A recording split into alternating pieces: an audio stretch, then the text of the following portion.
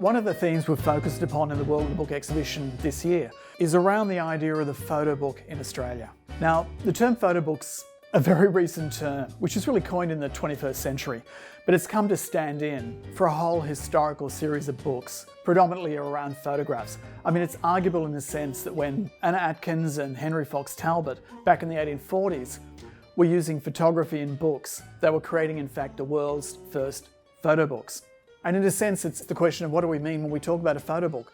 One of the definitions, in fact, is the idea that a photo book is a work by a photographer in which they actually use photographs to sequence and edit to tell a kind of narrative or theme. There have been attempts in the last 15 years or so to actually start to build a canon of the great photo books through history. And the predominant work is the one by Martin Parr and Jerry Badger, which is a monumental 3-volume history of photo books.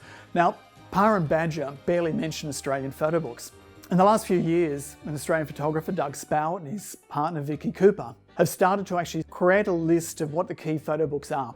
And what we've done is put a little series together here based on their work, which shows some of the key photo books produced in Australia from around about the 1960s through to the 1980s. It's been a fascinating journey for me in particular to really start to think about these books, which were not considered significant or major in some ways. And what we find are really seminal works. For instance, Carol Jerram's book, a book about Australian women, published in 1974. And this was the sole book produced by that renowned photographer prior to her early death at age 30. And we also see on display works by Yask, Desai's Craigieburn, It's Not the Same, a series of portraits of people the Australian Indian filmmaker and photographer met on the streets of Craigieburn, or Ying Ang's prize-winning photo book, Gold Coast, from 2014. Which looks at the darker side of the Queensland region, or Maylei Hunt's Let's Eat Cake, which documents the nationwide Australian marriage equality movement and its ultimate success through the 2017 plebiscite.